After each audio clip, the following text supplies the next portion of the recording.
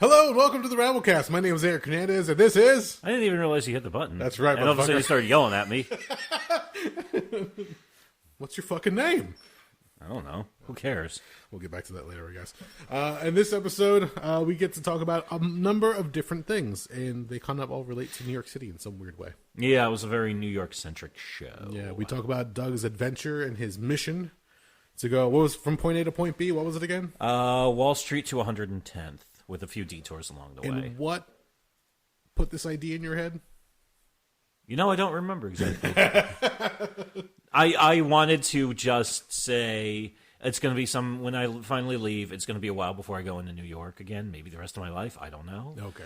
And I said, let me just go get like a good, let me just fill up my New York City levels as high as they're going to go. Okay, there you go. And I mean, yeah, so it was what it was. So on your exiting list, this is one of the things you wanted to take care of. This was the biggie. Okay. Yeah, this was the big item. From there, we end up talking about, unexpectedly, Gigi Allen. Yes. And the documentary, what was it, Hated? Hated, Gigi Allen and the Murder Junkies.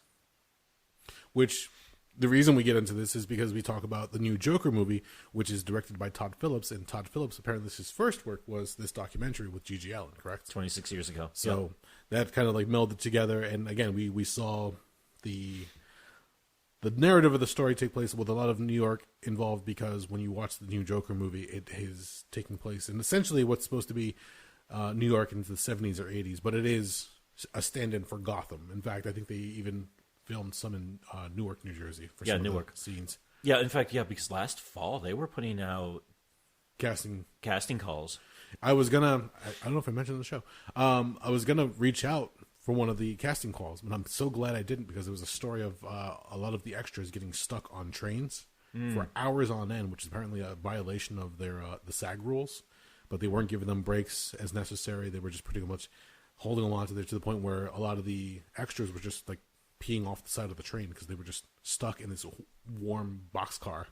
There wasn't much going on in between takes. So and let's be honest, the air in the trains, not nice air. No. It's you get in, you get out. That's pretty much it. You don't want to be stuck there unless you really, really have to be. But yeah, hey, if you want to be in a movie, that's what it takes to make it into Hollywood, baby. I was gonna say, suffer for your art, motherfucker.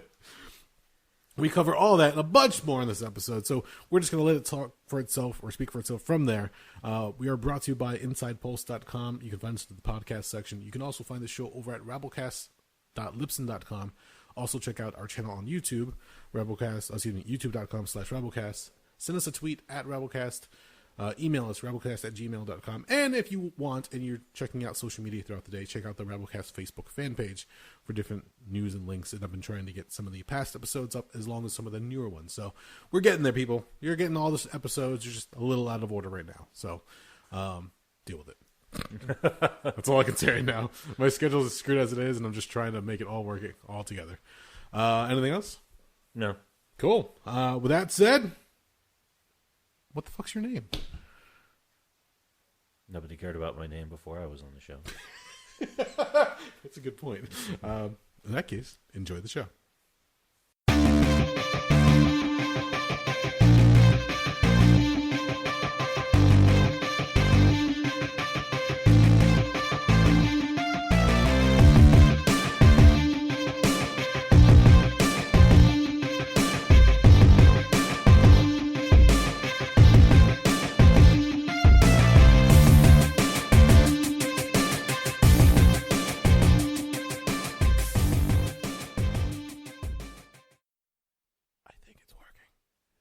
Recording? Yep, there we are. Oh, God damn it. So how are you enjoying not having to wake up at a certain time, Yeah. not having to worry about first morning break or your coffee or shit like that? I mean, I'm granted you still wake up and do your thing, but... Well, here's the funny thing. I still have trouble sleeping past about 8:30. That's so sad. Welcome to being old, I guess, and it's still, I could do nothing all day, and then by about 11:30, my ass is tired, and then usually 8:30 at the latest, I'm up. That's like when I have my alarm set, but more often than not, I wake up anywhere between, if I wake up before 7, I'm going back to sleep. If I wake up after that, then, if it depends on how awake I am. Sometimes I'll just kind of lay there and stare out into space for a little while. Sometimes I'll start thinking about what I got to do for the day. If I'm really feeling productive, I'll pop up, do some stretching, then grab a small kettlebell and just kind of start getting my body loosened up. Okay. And then I'll have breakfast, dick around. I try to have a list of stuff to do every day. Fair. Okay. Nothing crazy. It's like check on paperwork, figure this out, figure that out, make this appointment, research this, read up on this. And it's nothing mind-boggling. Do stuff around the house. I'm trying, because Holly's in her busy season. As we mentioned before the show, if your performer name is Halloween, odds are October's going to be your busy season. So yes. I'm trying to do some extra shit around the house, trying to fucking take some of the weight off of her since she's running like an asshole and I'm unemployed. So it was good. Although I did finally get one of the big items off my plate last Thursday. Okay. I did the New York walk. Oh, did you? Yes. I saw the one photo that you posted up, one of the benches that you visited. Ah, yes. So for those wondering what the fuck I'm talking about, I got an idea in my head when I said, okay, if I'm leaving the New York metropolitan area, a.k.a., well, we kind of are. We're on the outer edge of it, I think, at this point. Yeah. Judging by how much a one-bedroom apartment fucking rents for around here. I decided, okay, it's going to be a long time before I go near New York City ever again, so let me get some New York shit handled. So last Thursday, took a train into New York, then took the subway into Brooklyn, went to Prospect Park, walked around there, which is actually a very lovely park. Okay. It's a quite nice place. And it's also where there's a memorial tree for Pete Steele from Carnivore, Type O Negative, so on and so forth. Okay. Since that was actually one of the parks he worked at, since he used to work for like the Brooklyn Department of Parks or the New York Department of Parks, whatever the fuck it's called. Oh, no shit, really? Yeah, that's what he did in the early days when, there was some success with Type O Negative, but they were still a working band. Okay. That was before they figured out, it's like, okay, if we do X number of European tours per year, we can make enough money, we don't have to work at all, and then we could just supplement that with touring around the States. Yeah! Because metal, in fact, actually, there's quite a few bands, they do most of their touring in Europe, just because a lot of subgenres or underground genres of music are so much bigger out there than they are here in the States. It's weird.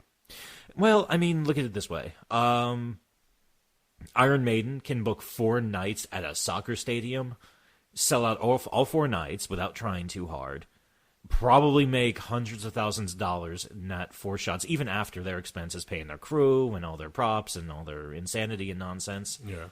Yeah, but then they come to the States, and I mean, they still do respectable numbers, but it's not going to be a crowd of 75 or 80,000 people. Yeah, they're gonna have to book a lot more just to get around the same amount. Yeah, they're going to get maybe 10, 15, 20,000 people, I guess. So anyway, getting back to the tale, there was in Prospect Park, you can actually get memorial trees and benches. So in addition to the tree, which is right near the Grand Army Plaza, which is a big monument to the Union forces of the Civil War, there's a little bench that says in memory of Pete Steele, and it has his last name, which is like Ratacyz something something K. I'm not even sure how the fuck to pronounce it. Okay. It's something crazy and Eastern European sounding. I think it's like Polish, Russian, or like Norwegian or something of that nature. So it sounds like a sneeze. Every time I see it, my mind says Radijak, but I don't know if that's correct. Okay. So there's that, and then there's also the tree, which has... I was expecting something more because I've seen other pictures of it where there's more stuff on it. It's not a terribly large tree. It's maybe about 10 to 15 feet high. Okay. And there's like a bunch of stuff on it. There's like some type of negative pictures, and there's some pins kind of like shoved into the trunk of the tree. There's a few like different items around it. But it was pretty cool. I took a couple of pictures of that. And then after that, I did the walk itself, which was... I wanted to see if I could walk the length of Manhattan. Manhattan's pretty fucking long. When did you start? What time of day? What time did I get there? Probably about 2. I took the train down to Wall Street, which is...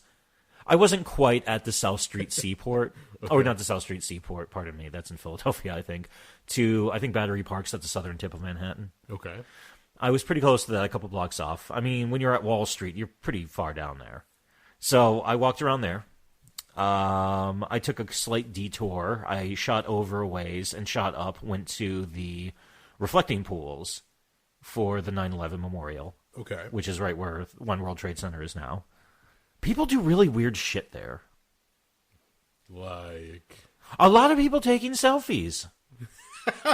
I don't really think that's a selfie kind of place.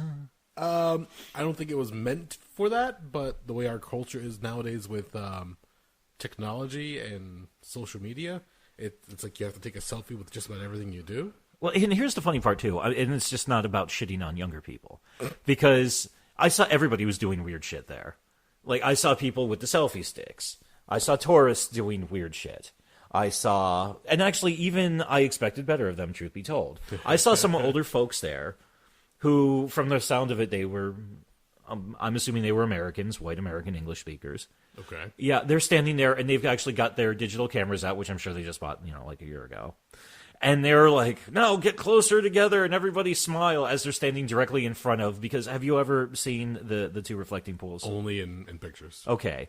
So you've got the names, you've got those giant steel, I don't want to say benches, but almost like podiums, like around the imprint of where each tower was, that's got the name inscribed of everybody who died in each tower. So if you look at them, it's just name after name after name after name. And the towers were fucking huge. Those things each covered like an acre. Damn, okay. Yeah, when I was looking at it, when it kind of gives you that scale in person, it's like, fuck, this is huge.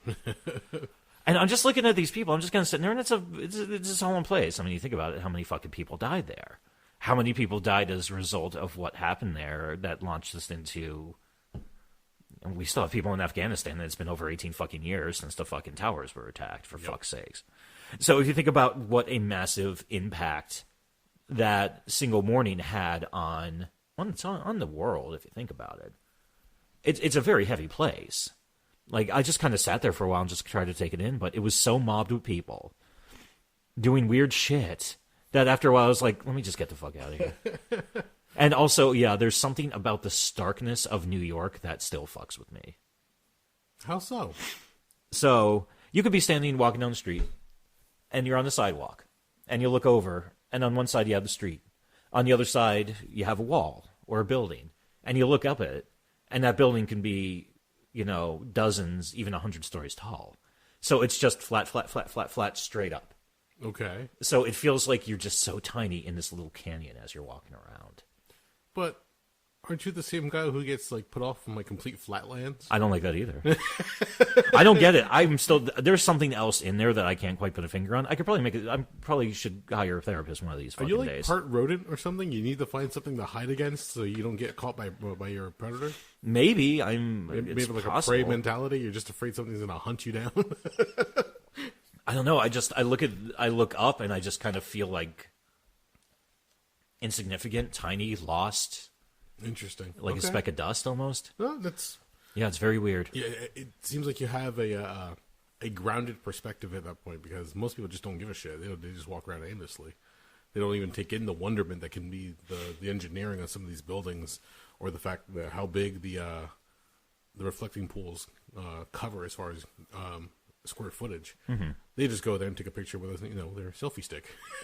Yeah, I'm thinking, because I'm just sitting there just reflecting on, and I kind of thought about where I was that day, and I thought about, one of the weirdest things to listen to, even now you can go back and find it on YouTube, the entirety of the Howard Stern show from September 11th is on there, because they were one of the few people who were still broadcasting, because they were running off one of the other broadcast towers in the city. I think the one at the top of 30 Rock. Okay. Instead of the one at, I think it was One World Trade, that they had the giant broadcast tower on. Yep. That's why a lot of the cell phone coverage would just dropped out of nowhere. Yeah, so it was, and I just, thought about all that, and I thought about that really incredibly depressing figure nowadays, where there are kids who are in the military in Iraq and Afghanistan who weren't even alive when the fucking towers came down. Yep. I mean, how fucked up is that to think about? Tremendously. And yeah. To go in and say, okay, this is the battle that our country's in. I was born and the country was at war, mm-hmm. and I just want to serve my country and protect our freedom, protect our rights. Mm-hmm. You go over there, and technically, you didn't even have any stake in the fight, but you're mm-hmm. I'm going to go over there, and suddenly you get blown up by an improvised bomb or whatever the case is, and shit like that just gets weird sometimes. Oh, it's depressing as shit. You think about it now, it's like, oh yeah, statistically speaking, there has to be some kid coming back in a fucking box with a fucking flag draped over it, who's theoretically could be, if we were fucking young fathers, they could be our kids. Yeah. Oh yeah. Yeah, it sucks. It's fucked up. And also on top of that, at a certain point too, you start asking the question, what's the end goal? What are we trying to accomplish? What are we doing? And how the fuck have we not done it in 18 fucking years? It took us 4 fucking years, not even 4 fucking years before fucking goddamn the fucking Axis fell. Now, granted, we had some help for that one. Yes. But you think about the scope and the scale of World War II, or even Vietnam, or the Korean conflict. Take your fucking pick. Yeah. But yeah, the concept of it just tells you how fucked up things have gotten when you have that many people, or you have a country in that much of a state of war for that long, where it's used as an excuse to fucking shred the Constitution. And I fucking hold all counties accountable for this. I blame Obama just as much for some of the fucking stuff he fucking re-signed in, like the National Defense Authorization Act, I think it was called. Where basically it's a lot of the stuff where it says, well, if we think you're a terrorist, we can kind of just shred the Bill of Rights and we can keep you locked up indefinitely, or some of the stuff that allows them to play around with this stuff. I mean, technically, that's not even a war. You can even say it. It's a war on terror, but that's more of a euphemism. Yeah. With a lot of that shit, it's simply nothing more than, this is a military action, because it was never fucking... Well, this shit was never fucking properly voted in, either. Because technically, the president does not have the fucking powers to fucking wage war. It's an act of Congress to declare war. Pretty much, but the way that things are played out or carried out, people have different thoughts or perspective when it comes to that. And I don't know, maybe it's because we're so far removed from World War II, Vietnam, the Korean conflict. It seems like there is more of a stark black and white ideology back then. It seems like it, being removed from it. But nowadays, it seems like the shades of gray have gotten to varying degrees. So that's why a war that you would think would have been over and done with years ago, we're still, into the 18th year and still going. You're like, what the fuck? What has to be done before we can say there's a victory? Every time we think it's over, there's another wrinkle, another development that happens, and then suddenly we have another breaking headline news, and all of a sudden all the different news outlets are telling us, this just did, and a new conflict arises, or a new group goes in, and blah, blah, blah. It's never ending. And a lot of people just don't. A lot of people don't even engage into what's actually happening overseas. So when they keep saying, just bring our troops home, it's not that easy. It would be great to say, we're done, we're good, problem solved, come on home and let's forget about it. But then the world stage changes based on that simple act of bringing our troops home. And from there, who knows if it's going to get better or worse for all parties involved. Because suddenly there's another country crying out, we need aid, we need help, we need assistance, we're getting our asses blown up.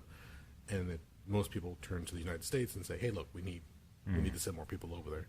And then there's the group of people said, sure, let's help because we're a world leader. And there's other people saying, well, it's not our fucking problem. Well, it's one thing to look for humanitarian aid. It's another thing to look at the United States like we're the world police. Yeah.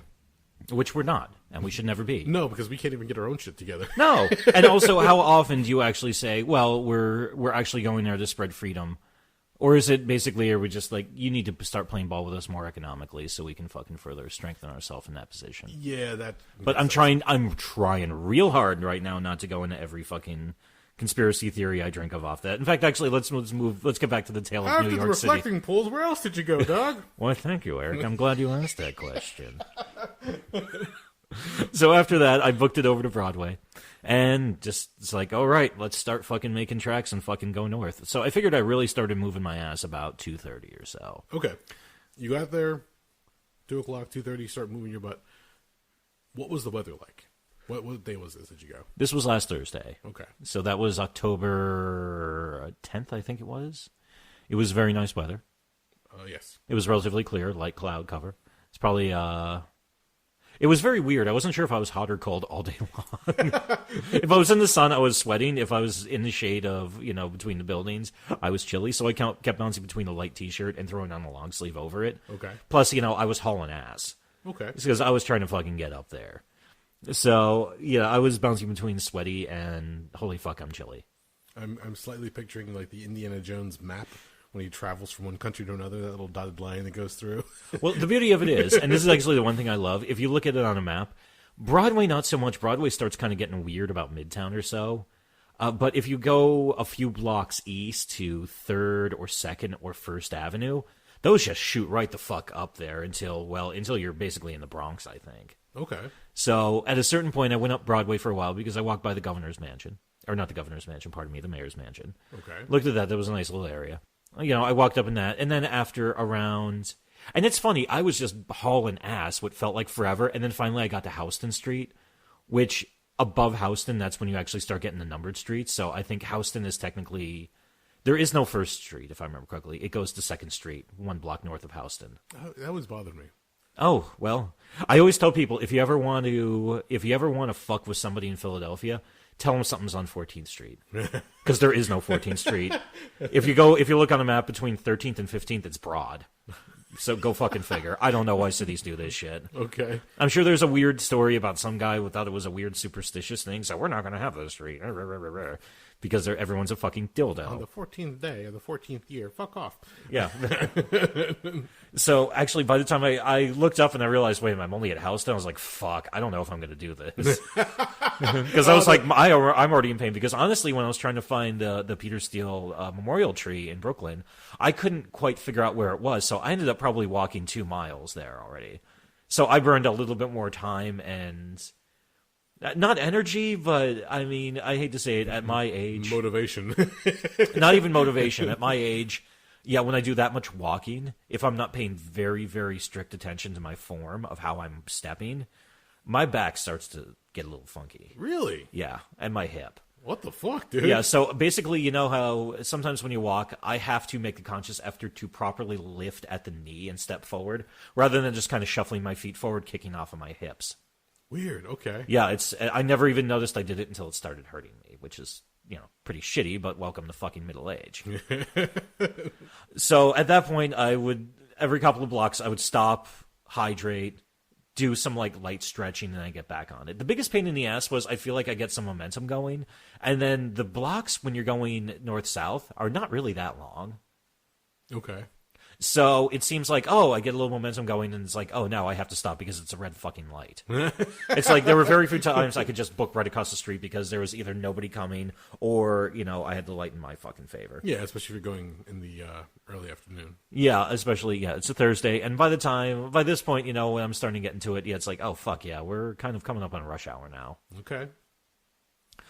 And the other thing I noticed, too, if I had a nickel for every Starbucks, Subway, and Dunkin' Donuts I walked by, I'd have a lot of goddamn nickels. Fuck yes. I mean, especially Dunkin'. I was like, I swear to God, there was like one every 4 blocks.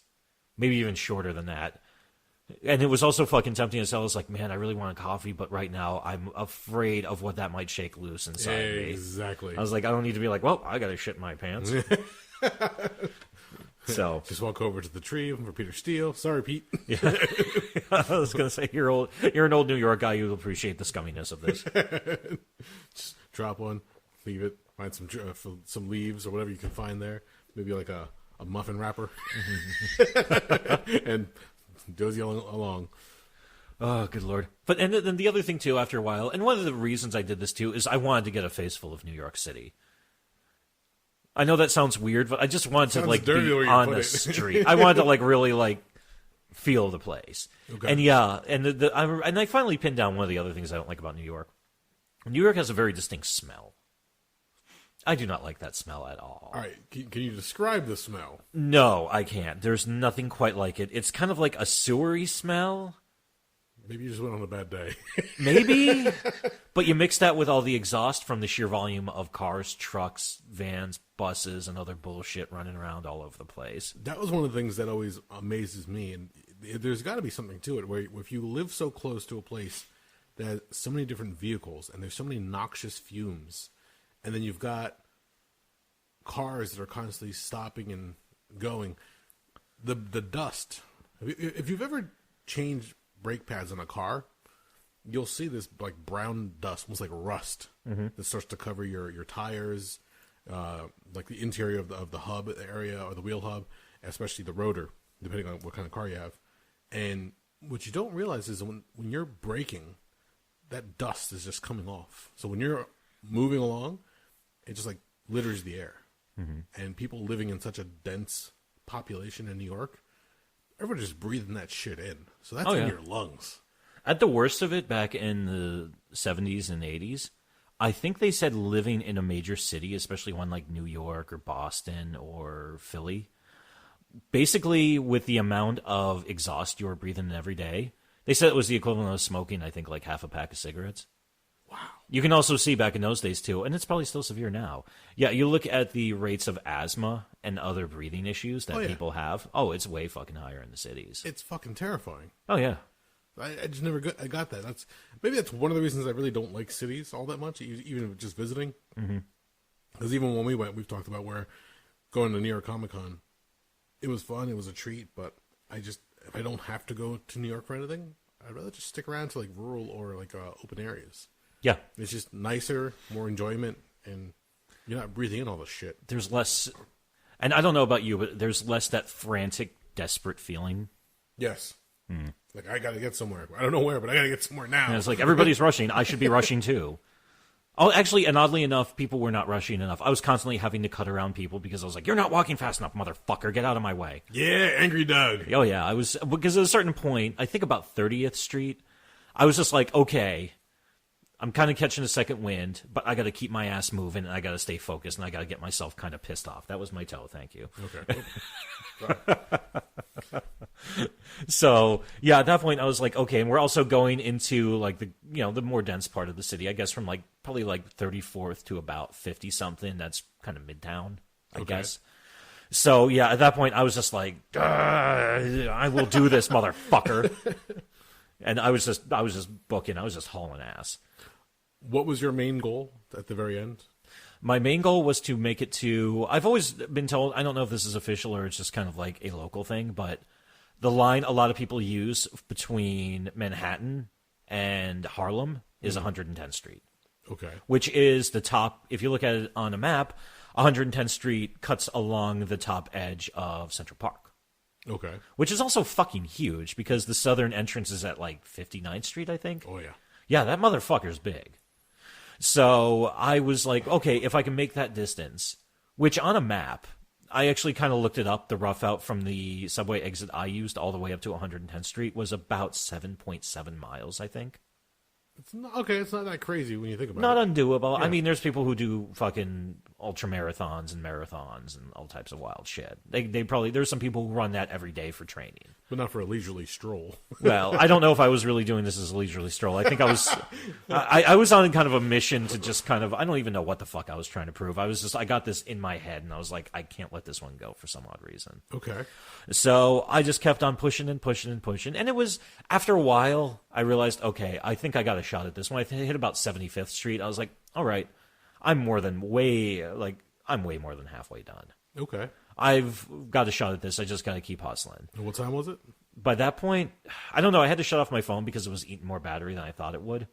Oh, okay. So constantly connecting and reconnecting to different towers, probably. Yeah, and if I had any issues, because I'm still pretty new when it comes to how the subways work and all that, I figured let me kill it for a while, shut it off. I'm not really using it for anything other than as a timepiece. So in case I had to turn it on, I even went as far as I downloaded an app that actually shows you, it uses the positioning software on your phone. So if you're trying to get somewhere, it'll tell you the closest subway line that'll actually run to where you're trying to go. If you have to shit your pants, the nearest bathroom is. It was like, I mean, it was like, oh, you're here and you want to get to here. Okay, you need to find the number 2 subway. Okay. And then take that going north and take it 5 stops, and then you're at where you're at. Ah, okay. Which it wasn't terrible. Even though I kind of had everything roughed out, but in case anything went off the rails, because I knew at 110th and Malcolm X Boulevard, I can catch the one line, and that shoots right down to 34th Street, the New York Penn Station, and if I go down to the one level in there, you can catch the fucking New Jersey transit lines, and that would shoot me back out to Newark, and then I can grab the Raritan Valley line, and next thing I know, I'm back in Somerville. On your goal, this travel, yeah, did you have any interactions with anybody? Did you buy like a hot water dog? Did you try buying a drink from somebody? And I'm glad you asked me that. Yes. I don't know if we're feeding. I don't know if you knew where I was going with this or not what. at all. I'm just curious. So actually, one of the other reasons I liked using 110th Street is at 110th, or at that section of it, it's Tito Puente Way, and First Avenue. There's a thing called Blue Sky Deli, or as the locals call it, Haji's Deli. Okay. And that's where they sell, and a lot of people say that's like one of the best places in the city to get the infamous chopped cheese. Are you familiar with a chopped cheese? Not at all. Okay, so a chopped cheese is a fucked up cross between a cheesesteak and a cheeseburger. Okay. Yeah, it's wild. Basically, it's straight up fucking bodega deli food. It's motherfucking drunk. About it on First We Feast, the folks who do the hot ones. Okay. They did an article or like a video about it some years ago, and I said, that sounds fucking awesome. I want one of those. But it's not exactly a common item. So the trick with the chopped cheese is whoever's making the motherfucker for you. He takes 2 really thin beef patties, throws them on the grill, lets them get working, but he's also going at them with his fucking metal spatula, kind of like as he's cooking them, he's like fucking chopping them up. And then after a while, once they're good and cooked and they're almost done, he takes a couple of pieces of American cheese, lays them on there, and lets them melt. Because the meat's constantly getting like ripped up and pushed back together, the cheese really kind of works its way in between all the bits of ground beef. Okay. And then what they do is it has the same effect on your arteries when you eat it, by the way. Well, if you ate one every day, you're fucked. But I guess the same thing you can say about pizza or a cheesesteak, motherfucker. This is very true. So yeah, it's a once in a while kind of thing.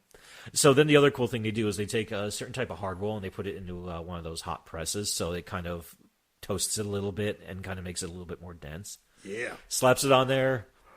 Lettuce, tomato, ketchup. No mayo because fuck mayo. It's fucking bullshit. The way I feel about mayo is the same way Joey Diaz feels about ranch dressing. Okay. Fuck that. If you like that, you obviously like to taste the ass in your mouth.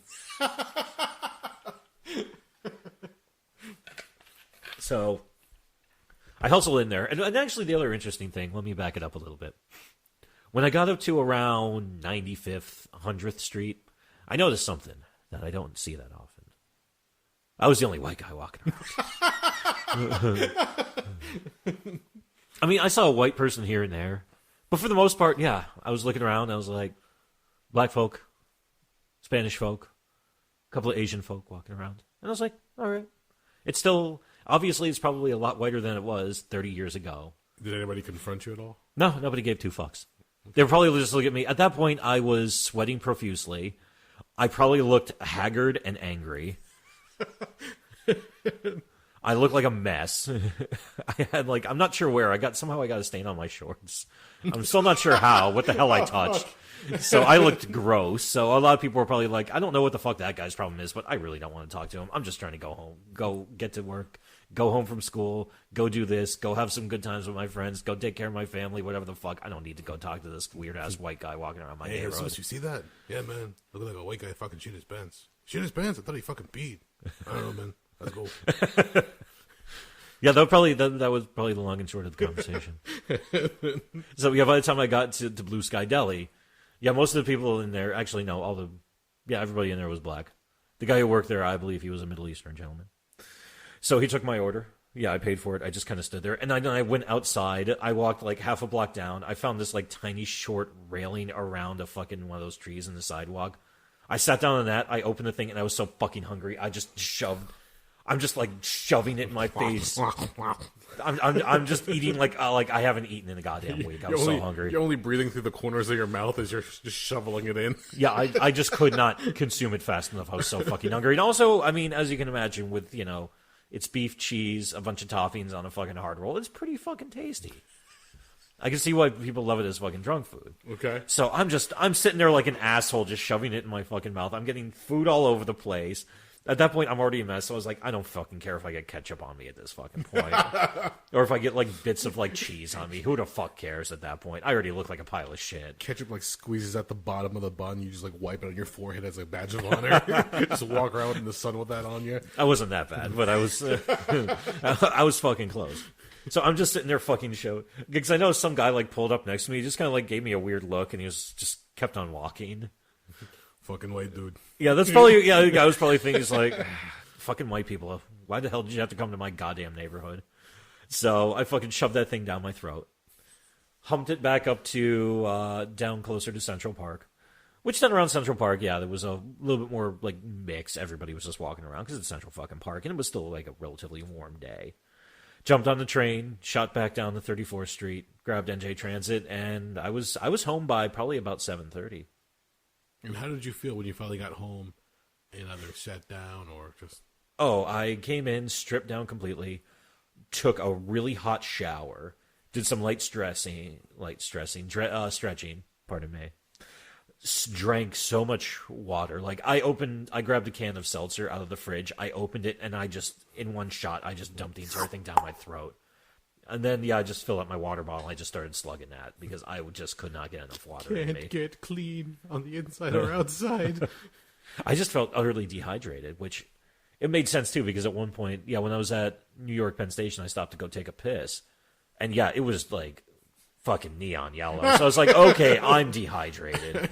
Fuck. But the funny thing was, even though I kept buying water and just fucking knocking it back, I could not get enough in me. But, so all in all, it's really all I did was something that probably some people in New York probably do on a real daily fucking basis. I'm sure there's some nuts out there that fucking walk that much. Yeah. Because, ultimately at the end of the day, I expected when I was done to be utterly wrecked. And I didn't feel terrible. Like, I felt my left knee was a little bit hinky. Okay. My hips were a little tight. My lower back was a little bit tight. But, a little bit of stretching and rehydrating. And I was like, I don't feel bad. Now, do it on a rainy day. I was gonna say I'll do it. No, but I'll bear crawl 100. I can't even I sat down too. I figured it out because I started south and I took like a bunch of weird routes, like cutting around because I went to the World Trade Center Memorial and stuff like that. I actually walked closer to 9 miles, and then I strap on probably at least a mile and a half I did in Brooklyn. So it was like a 10.5, 11-mile day in terms of how far I moved. Oh, shit. Okay. So I did a lot of fucking walking. Yeah. So, you break it down like that, God knows. I was actually kicking myself. There's a pedometer on my phone that I was like, fuck, I should have turned that on. I didn't even think about it. Because I'm curious how many, if we would say like, you took 100,000 steps today, what the fuck are you doing? So I was very curious how much it was, but at that point I was like, who gives a shit? Okay. So, mission accomplished? Mission accomplished. You feel good about it afterwards? Yeah. I didn't do everything I wanted to do. I didn't get down to Spumoni Gardens because I could not figure out how the fucking trains got down to that part of fucking Brooklyn. Ah, okay. Which I wanted to go get pizza there since I saw that on fucking Man vs. Food like 10 years ago. Okay. But, hey, that's also... I might do one more trip, depending on how I'm feeling and depending on how my schedule shakes out, where I'll actually cut in south, go through Staten Island, the land that time forgot, cut across to Verrazano into Brooklyn, go there, and then maybe I was even kicking around the idea of it's like, you know what, let me go look around Coney Island. Oh, okay. Since I've driven by it and it looks cool, like when I was going towards JFK Airport, but that's about the closest I've ever come to the motherfucker. Grab some glass bottles when you go out there. If it wasn't for the fact, I'm sure it's been done a zillion times by every douchebag this side of the Mississippi.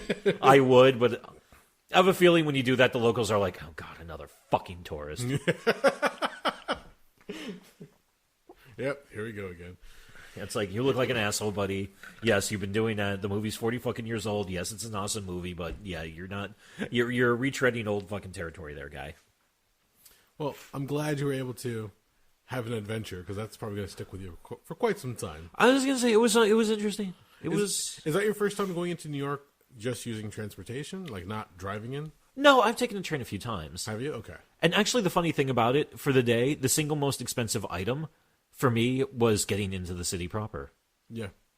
That was the round-trip ticket from the Somerville station to New York Penn. Each way is like $15.50 now. Oh, really? Yeah, so it was like $31 to get in and out. Wow, okay. And then throw on... I actually horribly overestimated how much the subways were going to cost me, so I put like $20 on like a fucking Metro card, and I think I used like 10. Ah, okay. Which worked out. I gave it to a friend of the show, Kriv. I saw him over the weekend, so I was like, "Here, you take the trains a lot here. There's some money on it. Knock this one out, guy, because it's going to be a while before I'm back there on the train." That's going to be a great little scam. You know how many Metro cards out there probably have like $1 or $2, nobody just ends up using it. They lose it somewhere. I have a feeling that the I think it's MTA handles the New York City subway system. Mm-hmm. I have a feeling that a lot of those cards have a certain timestamp on them, and after a certain amount of time, they just like revert to uncollected funds and they just pocket it. Would make sense. Yeah. Because at a certain point they probably have so much weird oddball money just hanging out there on those fucking cards. Yeah, it's the same like gift cards. If you don't use a gift card within a certain amount of time, the money just starts to this is chip away at the amount, or like I said, they just reabsorb it somehow. Yeah. So it's kind of weird in that respect. Yeah, I do know a lot of those fucking gift cards, they pull that bullshit of, well, yeah, for every 3 months you don't use it, we're charging you a $2 maintenance fee. And then over time, they just fucking bleed it out on fucking you. Bullshit. And at a certain point, it's like, you know what? I'll have more respect for you if you just straight up say, use it or lose it, now we're taking the money back. At least then you're just like, okay, at least you're being fucking thorough that you're a fucking scumbag motherfucker. You've got a year. After that, we take the money back from you. Fuck off. And I also wonder how many people, get a Metro card with, $15, $20, $30 on it, drop it, and it goes in between the train and the subway platform. Oh, yeah. Yeah, and at that point, it's like, yeah, you're not going down there. The couple times I remember going out there to watch either like wrestling events or different get-togethers, we would get Metro cards, but we would be just the opposite of what you did. We'd like misjudge how much we needed and put too little. Yeah. So to go either like recharge the card or get another card. Yeah. And that's a surefire sign of showing that you're not from around there. Yep. And as I'm trying to scan the card so I can get through one of the turnstiles, some other guy walks up to me, scans his card. He goes, "There you go." And then I think he tried to getting money out of me for it, but I was like, "Thank you," and I just walked through and fucking took off.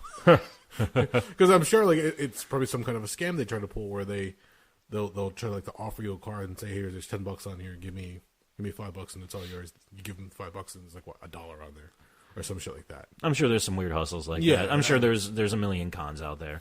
But at that point, I can't remember who had the card, and they just had put a lot of money on the card that we were just pretty much using it. We're just passing it back and forth to make it easier that way, rather than have 4 or 5 different Metro cards running around. Especially because every time you get a Metro card, I think there's an extra $1 surcharge. Oh, is there? Yeah, at least that's what it said on the machine I saw. See, I have no clue. So then again, when was the last time you took the subway? Years. long time. I was going to say, I know probably the last time you were in the city was when I drove the last time I went to Comic-Con, and that was already 4 years ago. Yeah. Because that was 2015. But that was actually driving into the city. Yeah, so that's different, yeah. I think the last time I was in the city using the subway, I think we went to... Fuck, it was... You went to fuck? No, nice. It was... I think it might have been the first Elimination Chamber. Madison Square Garden, when Rob Van Dam nearly killed Triple H coming off the top of the cell. Wasn't that 2002 or 2003? Like that, yeah. Holy shit. Yeah. I remember that because that was also, I think, the same night that Brock Lesnar picked up Big Show and slammed him. Oh, Jesus. Yeah. Yeah, that was a long time ago. Quite a while. Yeah, that was a hot minute. And that's why when you mentioned how much the train costs, I was like, oh, shit, okay. Things have gone up since then. And that's why, if I'm going into the city by myself, yeah, I'll take the train, because at that point, it's just about economically feasible. Oh, yeah. Because, you take into account, I think... God, I'm not even sure exactly what the fucking bridge and tunnels deal is nowadays, but it's pretty ridiculous. Yeah. If you go at peak hours, they charge you more. If you use one of the toll booths, they'll charge you an extra surcharge. The cheapest way you can get through now is use Easy Pass and go through at 3 o'clock in the morning, and still at least $12, I think. Yep. It's pretty nuts. And then you throw on the New Jersey Turnpike. And then the fact that, okay, you're using gas, wear and tear on your car, and God, if you're trying to park in New York, yeah, you're at... God forgives, New York doesn't. So at that point, yeah, if I'm going into the city by myself, yeah, that's the only way it's economically more feasible to take the fucking trains. And then on top of that, not that I really do anymore, but if I want to fucking drink, yeah, I can fucking... I don't give a fuck if I'm drunk on the train. Hell, I know for a fact there are people, who fucking get a fucking... a pounder or something, fucking keep it in your paper bag and drink it on a train. As long as you're not acting like an asshole, the fucking transit cops don't give a fuck. Pretty much, yeah. The funny thing I did notice, and you've seen this before, when you walk through some of the major thoroughfares in the city for the transit hubs, they still have the guys in camo gears. They look like military motherfuckers. Not just cops, they are wandering around too. Okay. But you have the guys who are, I'm not sure if they're New York National Guard or regular Army or what the fuck they are, or Department of Homeland Security, what the fuck they are. But it's interesting because I saw them, and every time I saw them before that, they always had fucking some type of a battle rifle slung over their shoulder. Okay. This time they just had drop holsters with, as best I could tell, probably fucking 9mm pistols on their hips. Okay. Yeah, if I was a dick, I would have done it, but I'm not a dick. At least not a ballsy dick like this, where I would want to be like, what, get rifles anymore? What, do they just don't give a fuck about what happens in New York anymore? Oh, shit. I just been a cock, but at that point I was like, what's the point? There's nothing to be gained here. Yeah, fair enough. I did see one thing that I was really trying to figure out, though. What's that? I saw a black dude wandering around New York Penn Station. No biggie within itself. It's New York City. Everybody and their brothers there. Okay. But he was wearing a battle vest. Are you familiar with a battle vest? Yeah. So I saw that, and I was like, oh, that's cool. I'm trying to read his patches, figure out, like, okay, is this for fashion? Is he really just, like, into fucking music? Like, just curious. And at that point, I realized I saw one of the patches it just said Second Amendment on it. And I was like, huh, that's a weird patch to have, but whatever. And I'm trying to like look at some of the other patches I'm walking behind him. The best I can make out is he had a Rolling Stones patch as well. And the one that really threw me for a loop is he had a Nasum patch. If you're not familiar, Nasum was this old Swedish metal band from, God, I think they got together in the 80s. They played like, I'm not sure if they were death metal or what kind of metal they were, but they were just like straight up like more of an underground metal band. But it caught my eye because Nasum was a pretty like left-wing, left-leaning band, politically speaking. So the fact he had that plus that fucking Second Amendment patch, I really wanted to like be like, dude, I'm going to buy you a cup of coffee. Let's sit down and fucking walk me through this because I don't fucking get it, man. Like, I'm very curious where you're at there, fella. No, I almost guarantee you, like, the answer you're going to get is be like, yeah, I just thought patch looked cool. At that point, I'm wondering if it was one of those prefab ones that you can buy from designers where they charge you like $1,000. Oh, fuck. Which, it's sad, but that's... I forgot who it was. Somebody in like one of these pop rock bands. They showed a picture of him.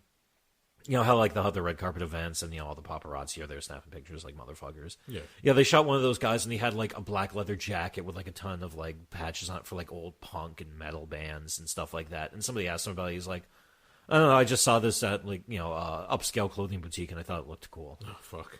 And I was like, yeah, you just paid $1,500 for, a $200 leather jacket with probably about $25 worth of patches on it, asshole. Make yourself look like a fucking moron with that answer. Yeah, and I was like, and on top of that, it's like, yeah, if you're not into, like, weird if you don't like TSOL, why do you have a fucking TSOL patch on your fucking jacket, you dildo?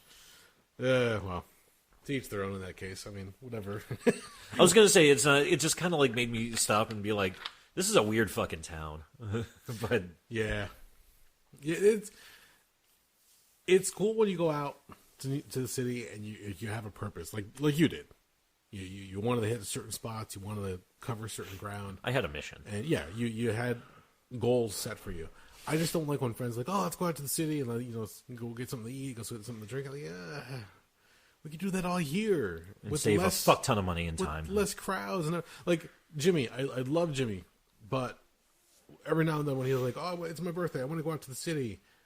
On one hand, I'm like, all right, it's your birthday, so you can do whatever the fuck you want. But on the other hand, it's like, it's the city, and I have to travel. Fuck. Yeah.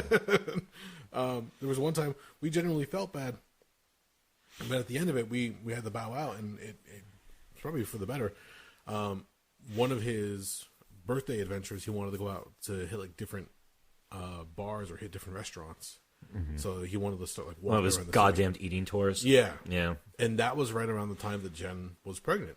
And she was not moving that well. No, and to have that extra weight in your gut at that point, you're like, yeah, we're not going to go. Sorry. It's like, I would love to. It sounds great. I wish it was all a little bit more concise, but it's not going to make sense for us. Even if at that point, even if you start getting like a cab or, riding around, it's just going to get more expensive. So thank you, but no thank you. And if that's weird. So that would have been the fall of 2015, if I remember right. Yes, right around there. Yes. Yeah, if memory serves, oh man, I went with this, but I went with him for that one. But as soon as we went, I regretted it. Oh yeah. Well, you know how I am with crowds. Oh, wasn't this also where he misread the train schedule? No, we drove in. Oh, because I rode in with him and Holly in his SUV. He drove. I just remember there was about 8 of us, and I hate to say it, but a lot of the restaurants he picked were fucking holes in the wall. So they're fucking cramming us in, trying to fucking fit us all. I'm like fucking half in the fucking walkway. It's cold outside, so you bring a jacket, but then you get inside and you're sweating your balls off. You don't have a place to put the fucking coat, so you got it laying across your leg. Yeah. At a certain point, I was just like, I can't be in here right now. And I was like, I'm just going to go stand outside and smoke cigarettes. Like, text me when the food comes, and then I'll fucking just leave like a pile of cash on the table and whatever the fuck, because this is just... And then with that much background noise, and I figured out, it's not that my hearing's necessarily bad. Okay. My issue, I've come to find, is when there's so much background noise and other people talking, my brain can't focus on I have to use a lot of concentration power to focus on one person's words. Because for some reason, I'm trying to listen to every conversation, which means I just get a garbled mess in my mind. It all becomes white noise. Yeah, it just all becomes gibberish. Nothing makes any sense, and I don't hear dick. Huh. And it actually, but to concentrate that hard on somebody's words in that situation also kind of becomes tiring after a while. So it gets to the point where I just look around and I was like, I just can't. And I feel myself kind of like starting to like shut down a little bit because I just hit that wall. But yeah, I remember that day only because it was, and it was also awkward with the whole. I probably shouldn't talk about this on the air. But, yeah, there was a lot of other things going on too in that situation. Gotcha. That's a bit of left off air. Yeah, but it's cool to go every now and then. Like it's. When we'd go for like birthdays or for like dinners, it was fun.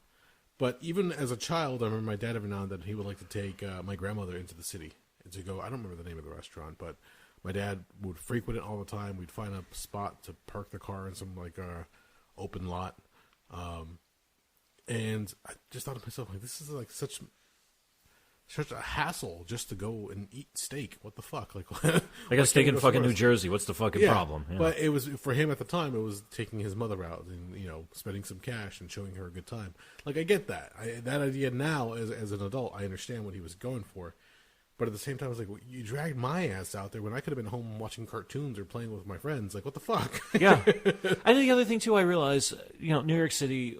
I'm infinitely fascinated by New York City from about 1970 to about 1993, 94 when they really started cleaning the fucking city up. Yeah.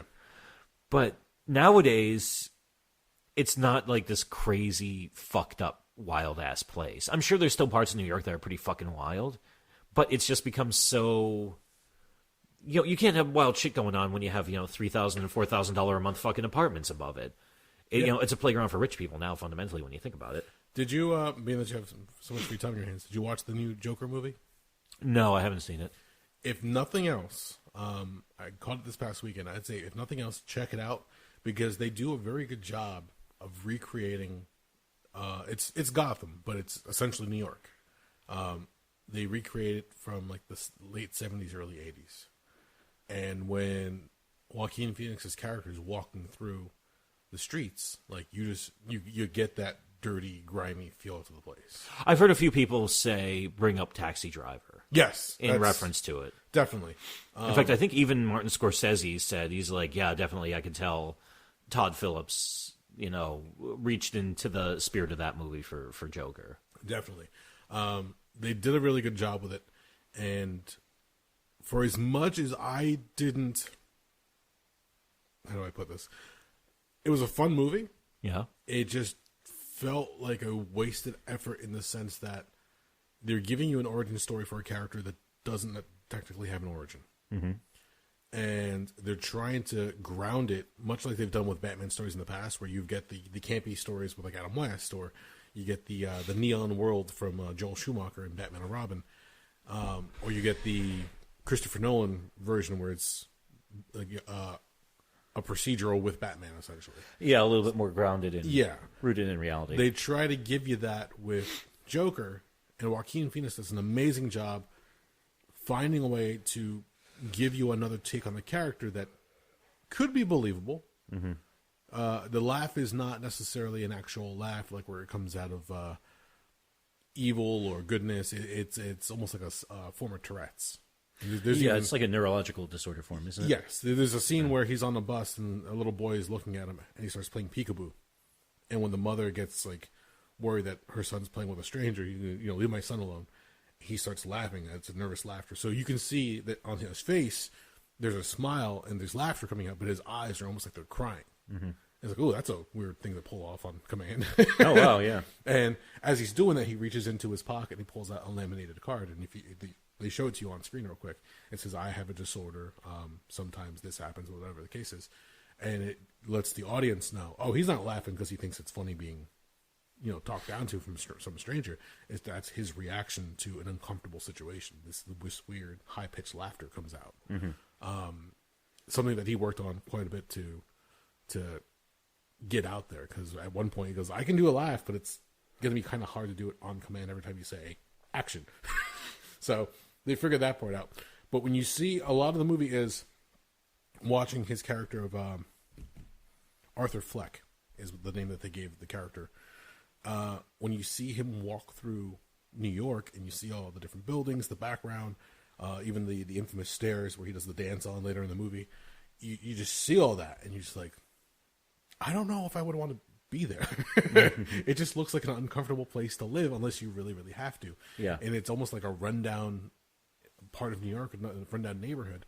But it makes sense for where his character has to be stationed, essentially, in the story. Like, this is his lot in life. This is how he got to this point. And now we're going to see this character emerge from him when shit just goes too far. It was, I think it was in The Killing Joke where it says, some people just need one bad day to get pushed over the edge. That's essentially what this does. It pulls on that, but like it has inspiration from a bunch of other different source material as well, not just Batman mythos. And to see that play out, it was like, okay, the story overall leaves something to be desired, but the emergence of the Joker character from him, the way it played out, the way it's carried out in the story, like, okay, I can see that. He's not necessarily the hero of the story, but you get to see what could form that type of person in that world that he lives in. Mm-hmm. So once just life gets too fucking unbearable for you, like, what do? You either cave in or you let loose, and in his case, this comes out. Yeah. But when I watched that, I thought Doug would like this. I'm kind of torn on the movie. I'm probably going to wait for it on video. Okay. Only because I've heard a couple other people saw it and they said, well, you probably really dig this part, but like scenes of humiliation because of my empathy with characters. Okay. I can see those being very difficult for me to sit through. Okay. I can see that.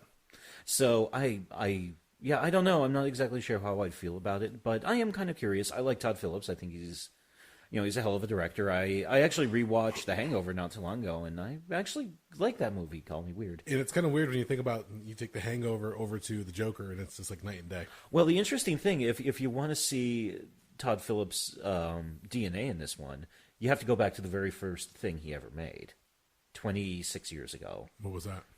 Back when he was still finishing up at, I think it was either Columbia or New York University, he did a documentary called Hated, which was about G.G. Allen.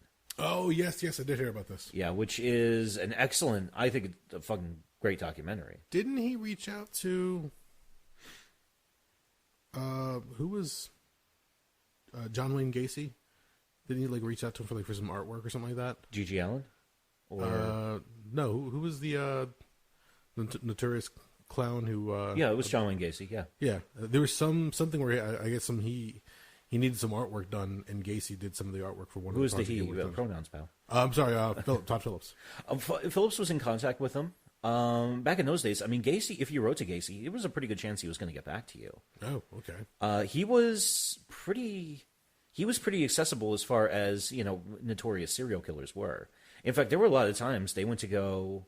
There was actually a story on the Hated documentary where somebody tells the story of they went to go visit John Wayne Gacy after G.G. Allen went to. And they asked Gacy, it's like, oh, what'd you think of Gigi? And he's like, oh, I really liked him. He was a cool guy, but man, he smelled worse than anyone I've ever met in my life. Which is accurate because Gigi Allen never really took baths or showers or anything.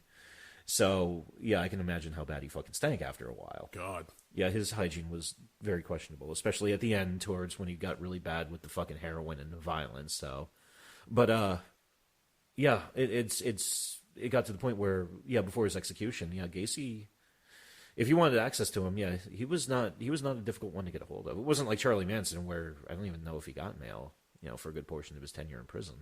God. But yeah, it was an interesting documentary, but you could definitely see it's the same flavor because it was filmed in '93. In fact, they were finishing up filming in June of '93 when G.G. Allen died from a drug overdose. Oh, really? Yeah, because the film ends with some of the footage from G.G. Allen's funeral. Oh, shit. Yeah. And it's a wild thing because they even... I mean, it picks up right when he gets out of jail because G.G. Allen did a couple of years in a Michigan correctional facility. Apparently, the story I heard, Murder Junkies were out playing a tour, and G.G. Allen, he had like a zillion backing bands. He played with the Jabbers, he played with Cedar Street Sluts, he played with the Scumfucks. The Murder Junkies was the last one. He played with Anti-Scene for a while. There were even talks of him working with Dinosaur Jr., but I don't think that one ever took off. Oh, really? Yeah, he was... But yeah, the final incarnation of Murder Junkies, it was him, his brother Merle on bass, Bill Weber on guitar, and Dino Sex on drums. We'll talk about Dino Sex another time. He's a fucking interesting piece of work. But they were playing a show somewhere in I think somewhere outside Detroit. After the show, they were just sitting in the bar drinking, fucking just hanging out. And some woman came up and just started like hassling them and just giving them a hard time. And they kept telling her, please, just go away. Because the interesting thing, and I've actually gotten corroboration on this from a few people who actually knew him, G.G. Allen, when he wasn't on the stage, there were two G.G. Allens. Okay. There was the G.G. Allen on stage who was a fucking animal, was just a fucking maniac. And then off stage you had Kevin, who was just a very quiet person. Interesting. Okay. He was very reserved, didn't really talk much. Somebody I once met who was actually doing vocals for the Murder Junkies in about 2005, I cannot remember the guy's name for the life of me. I feel bad because I talked to the guy for like an hour. He was cool as fuck. He actually was telling me about the one time he was drinking with G.G. Allen, and he didn't even realize it was G.G. Allen because G.G. just sat there with like the hood of his sweatshirt up, and he just didn't really say much anything. He was just sitting there just like drinking, just drinking like, beers and occasionally taking pulls off of a bottle of fucking whiskey. And then finally, somebody was like, hey, Gigi, do you want to watch that video of when you were on blah, blah, blah, Sally Jesse Raphael? And he was like, oh, you have that? Yeah, put it on. I want to see that. And this dude was like, holy shit, I've been sitting like 5 feet away from G.G. Allen for like 45 minutes, and I didn't even fucking realize it. That's weird. But yeah, apparently one of the other tricks with that, too, is when he was Kevin, he just didn't want to be bothered. But then if you pissed him off enough, G.G. Allen came out. He emerges. So basically he took this woman, like put out a cigarette on her face, like threw her over a table and just jumped on her and just started kicking the shit out of her. Bad enough where I think he got like 2 years in prison. Oh, fuck. Like he got he busted her up pretty bad. But at that point, like G.G. Allen was a fucking nut like that. There was even a story where they were playing somewhere, I think it was San Antonio. He got jumped by a bunch of Mexican dudes. I'm not sure if it was he was probably said something fucked up because he didn't give a fuck. He would just say whatever. Okay. Not that I don't think he was actually racist or homophobic or anything. He was just a fucking nut. So, yeah, he got into a fight with a bunch of them, and during the fight, they broke one of his arms, and he kept on swinging with his good arm. They even said he just wouldn't quit. He was just like a psycho in those situations. You had to knock him out cold to beat him in a fight, basically. Damn. So, yeah, as soon as he got out of jail, Todd Phillips sent him a bus ticket. He took that back to New York, broke parole in Michigan, and that's where filming for Hated picks up. And that's when they said he really got bad, because before that, he was kind of a nut, but he was kind of like, sometimes he would be approachable. Sometimes he would be like, if somebody was like, hey, Gigi, I really love your music, and everybody would be like, oh, thanks, man. Or if you asked him to sign something. Okay. He could be a little bit more personable. They said after that jail sentence, when he got out, he was just at war with the fucking world. Fuck you, fuck this, fuck that. He was just like, you just didn't even go near him sometimes. A lot of times they would just, even in the vans, they would just say, like, he would just go in the back and pass out because he was usually so fucked up between the booze and the heroin. I've only ever heard of the documentary. I've never actually seen it. I'm going to have to track that one down. It's fucking awesome. It's actually on its entirety in YouTube. Oh, is it? Yeah, well, it was released by some little tiny distro, years and years and years ago. Another late night adventure for me. In fact, it's interesting. They've actually put out different editions of it where they've added more interviews and stuff like that onto it. Another good one on there, too, and this one is tougher to come by. I can't remember if it was a Dutch or Swedish company. They did a documentary called Meet the Allens, where they actually went out and they interviewed Merle Allen, his brother, who's still... Murder Junkie still tour. Okay. Like, he's still got the band going. He just uses different people as the lead singer. The only two regular fixtures in the band are Merle and Dino Sex, the old drummer. And they would just have whoever they could play guitar, whoever did vocals. And he also still sells and deals in a lot of, not just G.G. Allen memorabilia, but also a lot of stuff related to serial killers too. Okay, I vaguely remember that because I think there was like some kind of event on social media that was announced, and I think I might have sent it to you at one point. I think so. I actually found somebody posted it on Facebook for a hot minute. Yeah. And I was like, this is going to get taken down quick, so I got to watch this right now. But it was interesting because in addition to that, they also sat down and talked to Gigi and Merle's mother, who's still alive and lives in New Hampshire, where she's from. Interesting. And she is... It's interesting trying to do the math of how... Because she is as normal as they come. Just a quiet lady who lives in a tiny house in like some small town in, I think, central New Hampshire. I can't remember the name of the capital city in New Hampshire, but not too far from there, somewhere in the outskirts of it in the woods. It makes me wonder, with the popularity of Joker, I think like after 2 weeks it's still number one in theaters. That sounds about right. I wonder how many people are going to do digging, because I recall there being a connection of Gigi Allen and Todd Phillips. I didn't realize the documentary was the connection. Mm-hmm. But I wonder how many people are going to do the legwork and find out, oh, you had this connection to Gigi Allen, and that's going to like make a resurgence for the documentary or some kind of pop up in some kind of interview, and then he has to talk about that because that's controversial in its own. Just Gigi Allen. Oh yeah, I mean he's been dead for 26 years, and people still have very strong feelings about the guy. Then you fast forward to current day, where before the movie came out for Joker, there were people who were a little apprehensive, especially out in Colorado, where the one shooting took place during Dark Knight Rises. Yeah, and the guy referred to himself as Joker, and people are saying, "Well, it seems a little weird. You know, this community is still reeling from that event, and you know, this kind of a movie coming out now, it almost kind of glorifies the character of the Joker." So they're probably not looking forward to it as much. Security's probably get ramped up for midnight showings, as it should, because let's just face it. Oh yeah, opening week, I know tons of theaters had off-duty cops, regular cops. Yeah, people were preparing for the worst. Because at that point, again, you see the movie, and it's like in comic books. In comic books, when you see an Avengers or a Batman or a Wolverine or all these characters, Spider-Man, they get their own comics. They're the good guys. The good guys get the comics because it's the good guys versus the bad guys. But then every now and then you'll see a dip where things turn around and you see, oh, Venom gets a book or Joker gets a book, Harley Quinn gets a book. You're like, wait, the bad guys are getting their own titles now? Mm-hmm. It just seems kind of odd. Yeah, because... It's just how hot comics are, I think. Well, it's how hot comics are, and it's also just the different perspective from the story. Then you tell the story from their view and what they deal with. It's not necessarily a story showing them as the bad guy, but it's a story showing, a day in their lives, essentially, of what they have to go through and what they have to fight. Especially like a character like Venom or Harley Quinn, they become essentially anti-heroes or tweeners. Yeah. So they're not necessarily good or bad. They can have moments here and there.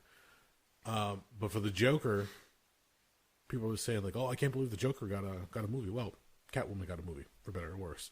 Mm-hmm. And to see this character play out, people were saying that, "Oh, they're going to glorify him. They're going to make him a hero, and everybody's going to be like, oh, Joker this, Joker that."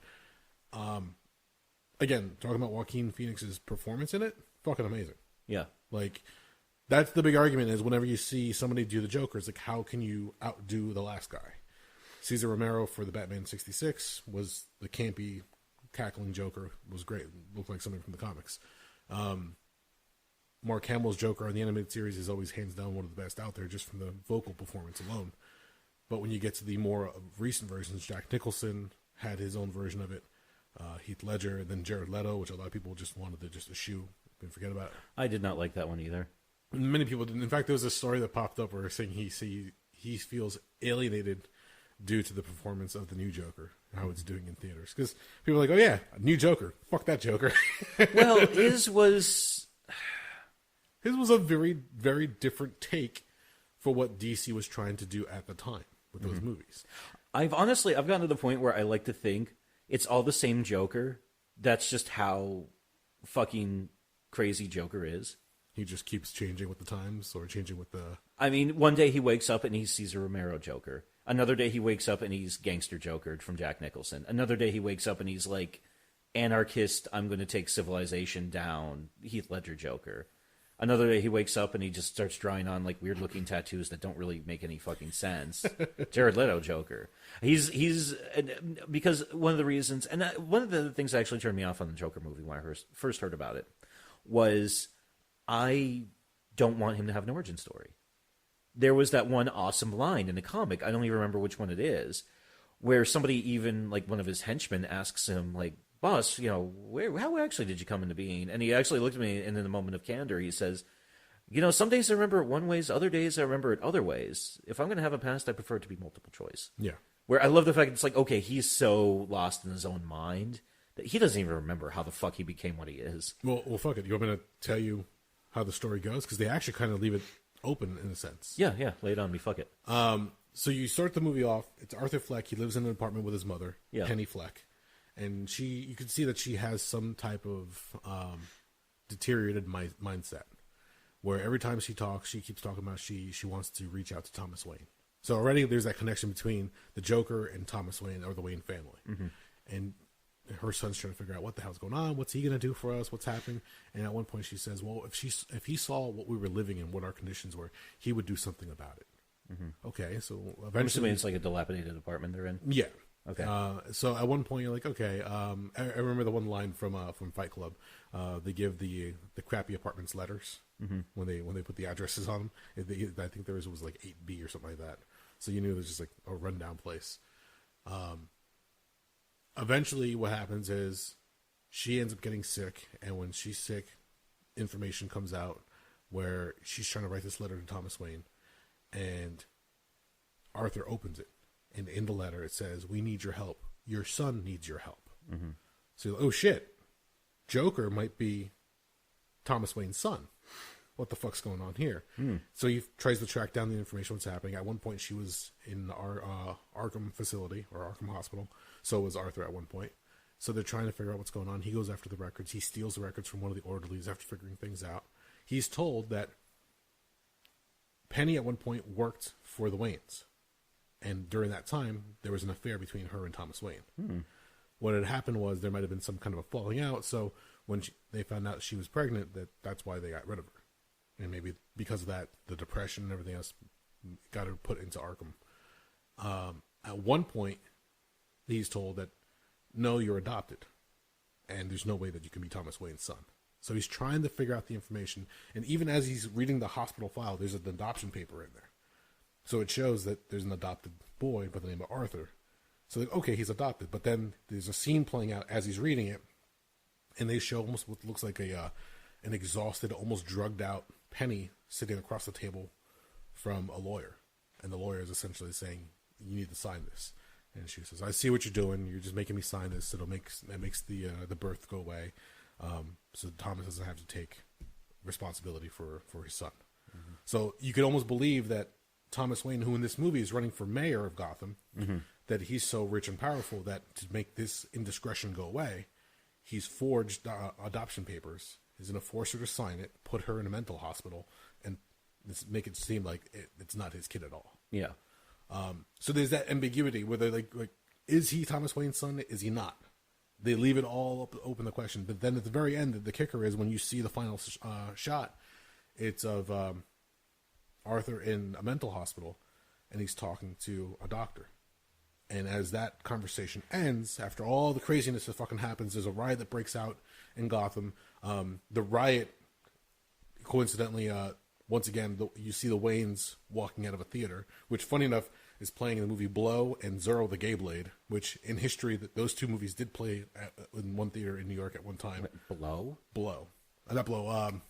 What's it Blow? Not, fuck, what was the guy's name? Who was the director of the Scarface movie with, Brian De Palma. What was his other movie? Fatal Attraction? Dressed to Kill? No, shit. It's a De Palma movie. I don't know why I'm thinking Blow. I was going to say, definitely not. I don't think he directed Blow. Blow came out in like 2001. Yeah, I'm getting that one wow. Oh, yeah. conflated. But it's a De Palma movie in Zorro the Gay Blade, which I thought was a nice touch because it's Zorro the Gay Blade. So it was always Zorro in some of the stories for Batman's origin. The fact that they threw in the Gay Blade, which was like the old comedy parody of Zorro. Okay. As it still plays. But as this little riot's happening in Gotham, his parents pretty much duck into an alleyway to get away from all the crazies. And one of the guys wearing a clown mask follows the family into the alleyway. That's where the infamous scene happens where the Waynes, once again, the Waynes get killed in the fucking movie. Mm-hmm. the most murdered couple in comic book history. Blowout? Blowout, thank you. Okay. There you go. I don't know why I was with blowout. My brain just got lazy. That's okay, not a problem. That's why when you said blowout, I was like, what the fuck are you talking about, guy? Well, they were saying one of the trivia facts for it was the fact that Blowout and Zorro the Gay Blade did play together in theaters at that time. Okay. So it's a nice little like grounding in reality point to see that happen. But so they leave it open for the Joker as far as, was he Thomas Wayne's son? Was he not? Was there some kind of connection? Are they half brothers, he and Bruce? They never really show you. You even see a young Bruce Wayne, little child. Mm-hmm. You see a younger Alfred, even though they don't refer to him by name. And there's some interaction with Thomas Wayne. So there's that rub for the Batman lore that you kind of have to have if you're going to have a Joker story. You can't have one without the other in a sense. How old is Bruce Wayne in that movie? He's got to be 9, 10 maybe. He's a little kid. And that's actually one of my biggest complaints about it. What's that? So, Arthur Fleck, did they allude to how old he is at all? Not that I recall. Okay, well then I have to kind of go... And he's probably like in his mid to late 40s by now. I believe so, yeah. So then if you figure, okay, Batman's going to be Batman in 20 years, then Joker's like in his 60s? Like, yeah. I'm not quite syncing that one up. But, I mean, it's interesting. It's another take on it. But like it was said, it's interesting because, they even say in the comics, like, depending on who was writing them, and also they made it that way because he was just such a unique character, where you never knew what kind of Joker you were going to get. Whether one day he might actually just like squirt water in your face and then giggle about it and walk away. Other days he might just like walk up to you and shoot you in the face and then giggle about it and walk away. Yeah. You never knew what you were going to get. But the fact that they kind of humanize him and they, like, here's your backstory, it makes me think of, I'm kind of about seeing it because I remember in 2007 when Rob Zombie's remake of Halloween came out. Okay. And they made the whole big stink about, we're going to show Michael Myers in childhood, and, his mom's a stripper, and his stepdad's like a drunk piece of shit, and all the kids bully him and beat him up, and blah, blah, blah, blah, blah. And I was like, I like it better when Michael Myers is almost a force of nature. Yeah, you don't have to have that background story for him. Yeah, it's like, I don't need to feel bad for him. I don't need to know why he's fucked up. He is just that fucking killing machine.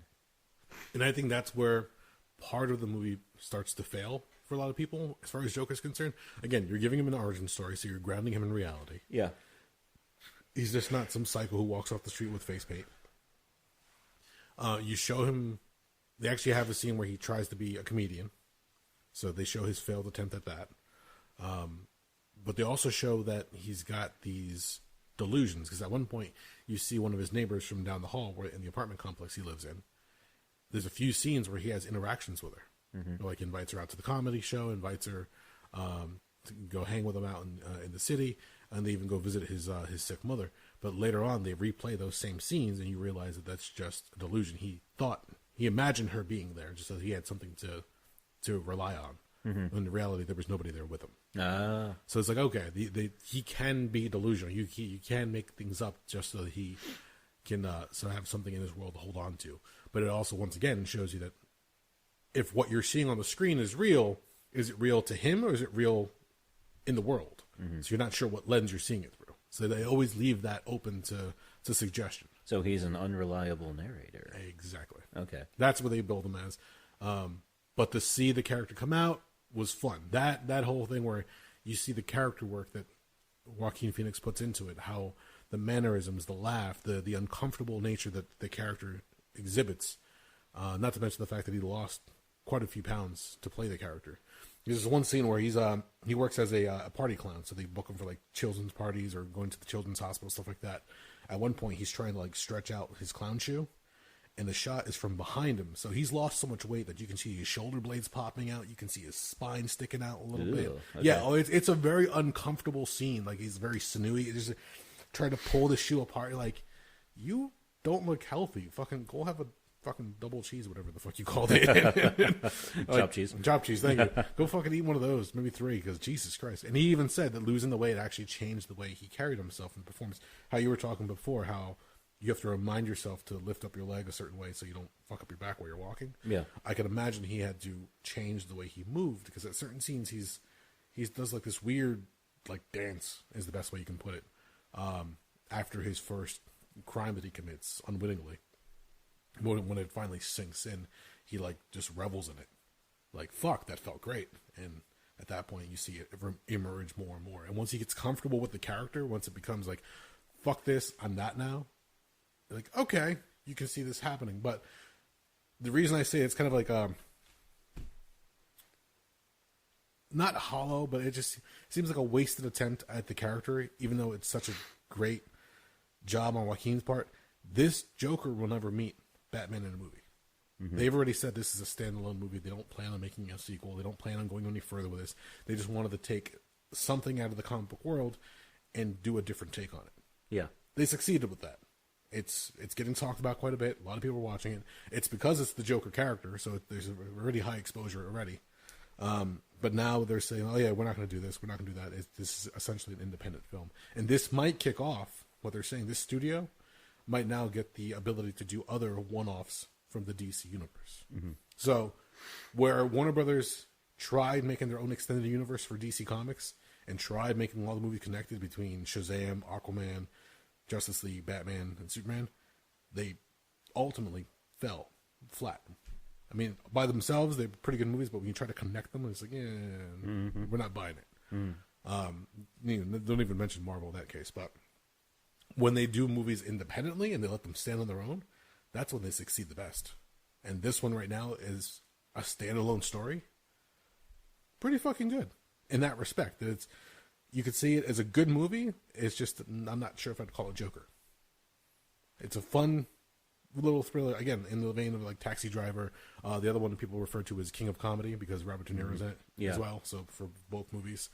So for that kind of inspiration, there's a lot of different things just mashed together to make this story and have Joker be the centerpiece of it. So with that in mind, great.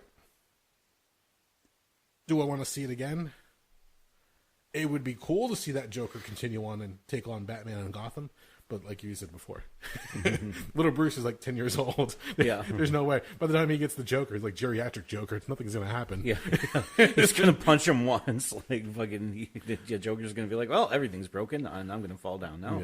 Yeah. Whenever you saw in the comics Joker and Batman actually come to blows, you see like Batman who's like a specimen of human form.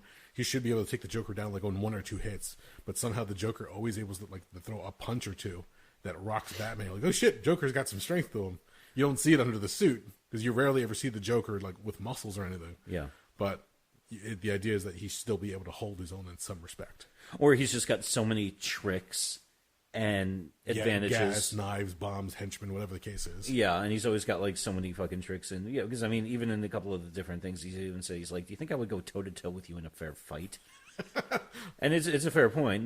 Nobody should be going toe to toe with Batman in a straight up fight. No, he's a fucking psycho in a bat mask. I was gonna say, yeah, basically, yeah. So yeah, they're both crazy people just fighting for it. One's supposed to be good, one's supposed to be bad, but and one of them's an anarchist, the other one's an authoritarian, depending on which iterations you're reading. It's very true. Yeah. So it's fun. When I saw it, like I said, I thought of you because I'm like, all right, I can see Doug enjoying certain parts of it. But you're right. When you get to some of the humiliation parts, like one of the scenes they show in the trailer where the kids steal his sign as he's out advertising for some local store, and then they run down an alleyway as he's chasing them. They smack him in the face with the sign and it just breaks everywhere. And they just start beating the fuck out of him. No reason whatsoever. They just start beating down on him.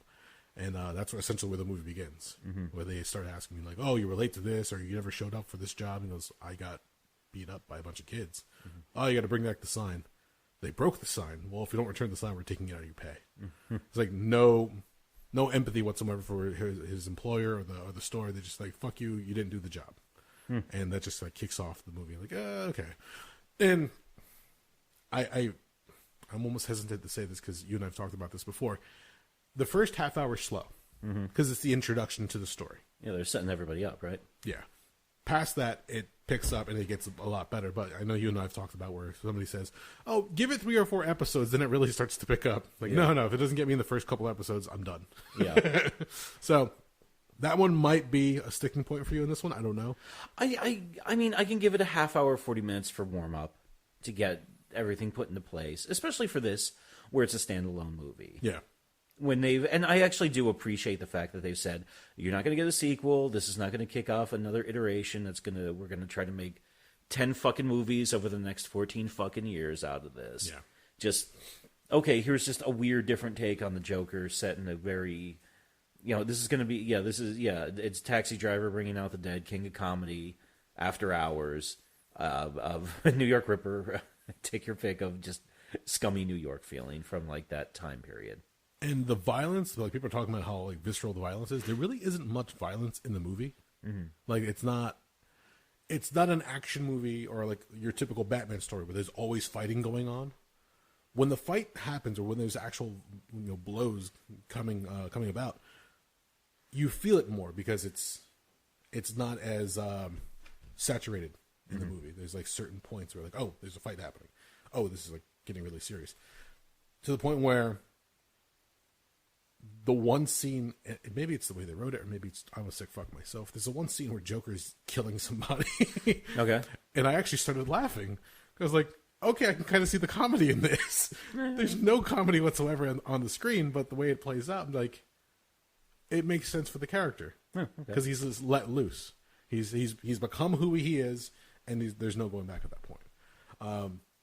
One of the things I read, and I can only imagine was a nightmare for Todd Phillips, is they were talking about they got so much pushback, not from Warner Brothers, but from people who do business with Warner Brothers, like different companies that put the DC characters on different merchandise. Yeah. They said, look, you can't release a rated R Joker movie. We have his face on children's underwear, for God's sakes. This is not a good thing. And apparently it was just like one hurdle after another where a lot of people said, we have a licensing deal with DC and Warner Brothers. We can't have this because this is going to hurt our sales. And they assure, like, this is not that Joker. This is another iteration of the Joker. This is completely separate. We're not saying, Super Friends Joker is this Joker. It's like completely separate what you're looking at. So don't try to lump it all in together. We're trying to do something different, something new, and who knows what happens. We'll go through it from there. So Todd Phillips apparently had to, like, write and rewrite a bunch of different scenes on the fly. Mm-hmm. And to the point where sometimes they wouldn't even bother memorizing the dialogue until the day of. Oh, wow. Because shit just kept getting changed over and over and over again. They needed to navigate the waters of making this movie happen.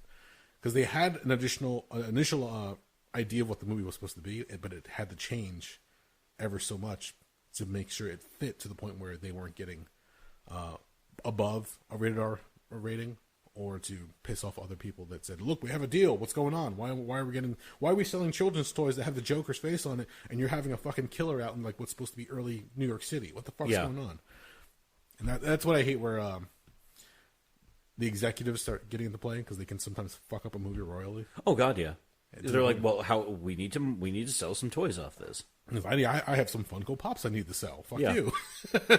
It was, and that was one of the bigger complaints. The one I always think of is Batman and Robin, where I'm pretty sure a couple of those costume changes were done only variant action figure from this movie. The vehicles in Batman and Robin, designed by the toy companies for the movie. Really? Yeah. I did not know that. The toy companies had a lot of say in what happened in the later Batman movies. And they were essentially, you're right, they were saying Arctic Batman, Jungle Batman, Serengeti Batman, whatever. I kind of want Serengeti Batman now. He hangs out with Monty Brown. They do the pounce together. No, I'm just trying to think. I'm picturing Batman wearing, like, a pith helmet with, like, little slots cut in the helmet for the bat ears. I'm gonna, like, trying to see if I can get somebody to draw that, because I know I can't. Imagine getting Jim Lee to draw a Batman with a pith helmet on. All the detail. And they're, like, the short khaki shorts and, like, the hiking boots. There you go. Yeah. Because every now and then there's the stories, I think it was back in the Neil Adams days, where they would have Batman fighting Ra's al Ghul. Yeah. And he would always keep the cowl on. He would lose the cape and lose the shirt. So he'd have the tights, no gloves, but the cowl. And he just bare-chested Batman fighting out in the desert. He's like... Which doesn't even make sense, because, Ra's al Ghul, didn't he... he deduced Batman's identity, like, 5 times over, didn't he? So it's like, why the fuck are you wearing a cowl, you asshole? He knows who you are. He essentially wants him to bed his daughter so that his legacy can go on. He knows strong with the genetics of Batman. Yeah, he's like, if I fight him long enough, he'll bone zone my daughter. And eventually, he does. Yeah. Enter Damien. Yeah. But yeah, it's the weird... weird how sometimes the movie studios will kowtow to other companies, especially when it comes to merchandising deals. Yeah. Like, well, okay, if you want to have this, then we'll let you do this. Like, yeah, it's your property, your film. You make the decision of what's going to happen. But I get it as well, because that's a lot with a lot of TV, cartoons. A lot of times cartoons are canceled because they don't have enough viewers or they don't have enough people buying the toys. After a couple seasons, they canceled it. People are like, why? It was such a good show. The demographics showed that the majority of viewers that were watching it, although they were high in numbers, were mainly teenage girls. Teenage girls don't buy action figures. Ergo, we're going to cancel the show. Jesus. They said, fuck you, we want the show. When DC Universe, the app, came out for streaming, they announced that Young Justice was coming back, because now they can develop themselves, they can distribute it themselves, they don't have to worry about them so much. And they are making, go figure, newer toys for the seasons. But I think they've kind of relented a little bit. Said, look, we'll sell the toys. We have our segments out there. Boys and girls buy them. Boys and girls go to conventions nowadays. So it's not just one segment we're looking for. Open up that narrow bandwidth a little bit, and let's get more people to buy shit and more people to watch our shit. And everybody can enjoy the benefits. But, again, executives in a boardroom saying, I think I want a 17-year-old boy to buy Aqualad. That's what the goal of the show is. Well, you think about it. I mean, I'm sure they use those demographics when they're doing the negotiation for the merchandising contract. Mm-hmm. So the more they can throw behind it, the more money they can ask from the toy company. Absolutely. Yeah. So, yeah, it only... I mean, it's depressing and shitty, but it makes sense. Now it makes me kind of wonder what kind of kids' toys you can make out of the Joker movie. The depressed Joker. Joker meds. One of the cool things that they showed in this is he's trying to become a comedian at one point. Yeah. So he's actually walking around with a notebook. The notebook that was given to Joaquin Phoenix for like the character study actually had like little quotes in the show on camera, but Joaquin Phoenix held on to it and essentially used it as how like most alt comedians write their jokes down. They bring it with them on stage. Yeah. That's how he treated it mostly. Huh. So he had this little book, which, and Chris Hardwick has mentioned it before. He's got this joke book that he carries around with him. That essentially is all these little weird thoughts that he has throughout the day that he works into bits and premises eventually. But if you were to lose that book at any one point in time, and somebody were to read it, you would think, "It's a fucking madman. Who wrote this?" I know exactly. Yeah, because he said in the one show, he was like, "Yeah, if somebody found that, they'd be like, I think I found a serial killer's notebook." Yeah, and that thought played in my head as when he goes on stage in the movie. He goes to a comedy club and he has his notebook with him because he starts looking through it. I'm like, oh, weird. It is like the mind of a serial killer or a psycho. Like he's got his thoughts in this little book, and he's going to try to tell a joke. The jokes weren't really good, but still, it showed that aspect of him trying to be a comedian. So they paid attention to that at the very least.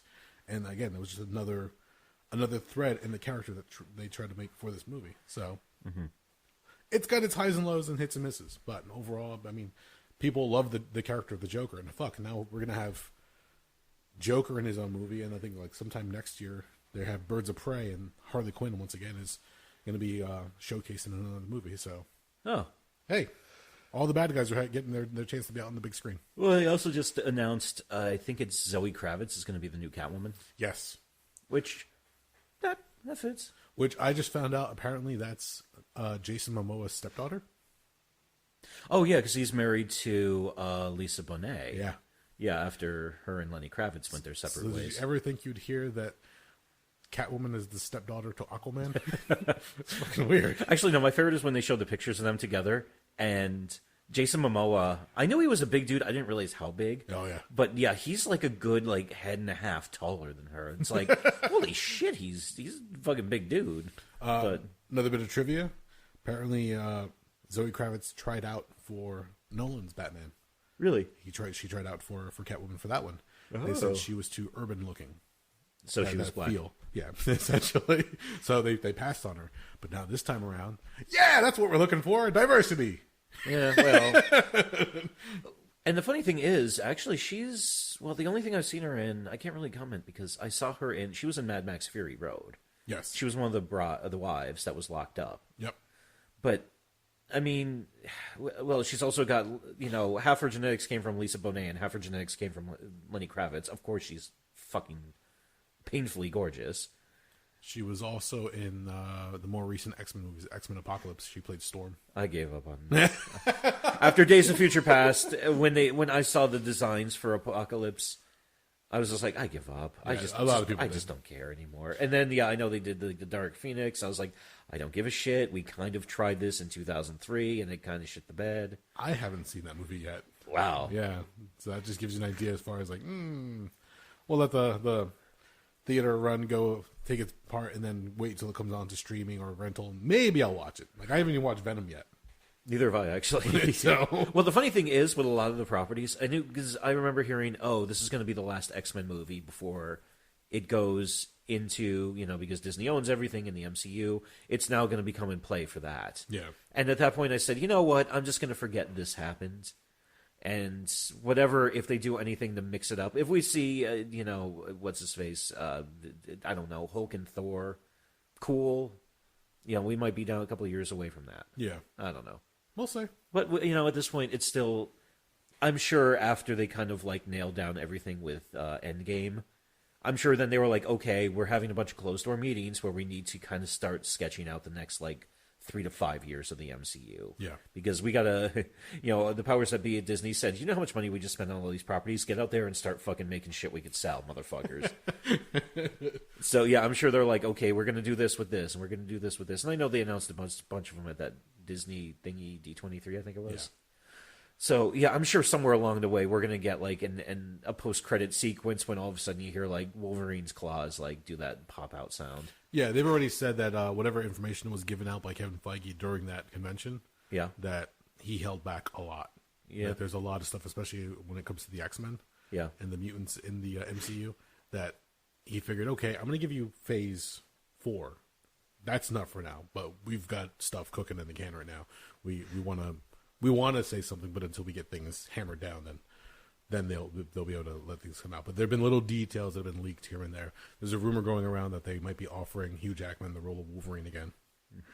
I don't know. Let the man fucking rest. Yeah, He's 53. I don't know how many more times you're going to get him to fucking drop that amount of weight, unless you're going to CGI the physique at this point. I was going to say, at a certain point, he just cannot. It's one thing to do this. I mean, God, he's been doing that role for almost 20 years now. Yeah. At a certain point, he's going to be like, guys, I just can't get in that physical shape anymore. I'm an old man. Yeah, I think they should probably look for, if they're smart, and unless it's like a one-off kind of thing, which I really doubt, if they're smart for those kind of characters, kind of like the Tony Stark character, pick somebody who's relatively unknown, or at least has a lower rate of pay, so you can grow them up. Like Robert Downey Jr. made almost $200 million for Endgame alone. Well, yeah, at that point he became, I think, the highest paid person in. And the funny thing is, to think about it, that was his second run on top. Yeah. After, those days of the late 90s, early 2000s when he was bad with the drugs. Yep. What was it, Weird Science? What was the other movie he was with? Less Than Zero? Yes. Okay. Along those lines. He had that run initially, had his downfall, and then he was thankfully saved by Marvel Studios as they brought him back up and said, all right, we'll give you a shot. We're going to insure the fuck out of you. Well, there was something, one of the movies he did right before that, there was a great, I can't remember who it was, the amount of bonding he needed for that movie because he was so unreliable. Yeah. One of his friends actually put it up. I can't remember who it was. I think it was Mel Gibson. I remember it was something weird like that, who happened to be an old friend of his from way back when. Yeah. Because when he was getting back into the swing of things, when he was like, guys, I'm clean. I'm much better now. I figured out what, I'm clean and sober for X number of time now. I know how to take care of myself now. They're like, we've heard this from me before. Yeah. So it's like, the bonding on this movie for you is going to be through the fucking roof. But then, all of a sudden you fast forward. I remember 2008 was like Welcome Back. Between that and Tropic Thunder. Yeah. But the other one that I even think about, and I always forget he was in this. He was in Natural Born Killers as one of the top 4 characters. Yeah, the reporter at the end of the jail. Yeah, Wayne Gale. Yep. So it's hard to believe because even I was watching a clip from it, I was like, my God, he looked like a baby there. But then again, he was, I think, no, he wasn't mid-20s. He was a little bit older than that, but it was. It's funny now because I look at him now and I struggle to think of Robert Downey Jr. as anything other than Tony Stark. Tony Stark. Or Tony Stank, if you will. I do love that joke. If you're talking about Joaquin Phoenix being in his late 40s, Robert Downey Jr. is his late 40s, early 50s. I think he might even be mid-50s. So, I mean, there you go. Apparently, we need superheroes well in their past their prime of age. Well, you also be on the big screen. You also think about it too. I mean, hindsight being 2020, but he just is. He looks perfect for Tony Stark. Oh yeah, definitely. Like when you saw him on screen with that weird facial hair, the way they groomed it for him. Yeah, like, between that and putting the glasses on, it's like holy shit. Yeah, this is. Because I remember watching, all those years ago, I remember watching Iron Man, looking at him and be like, yeah, this works. Yeah, he jumps off the comic book page. That works for him really well. So, that's about it. I think we're pretty much there at this point. Yeah, yes, we are. I don't mean to like abruptly cut it off, but I think we've done everything we need to do. Between your New York adventure, the G.G. Allen, what was it again? The documentary called? It's called the full name of it is Hated: G.G. Allen and the Murder Junkies. It came out in '93. Okay. You can find copies of it. I mean, if you look around on Amazon, or like I said, I'm pretty sure it's up on YouTube in its entirety. Okay. And then from there, jumping into some of the Joker movie review, I guess you can call it, long-winded as it was. But yeah, cool.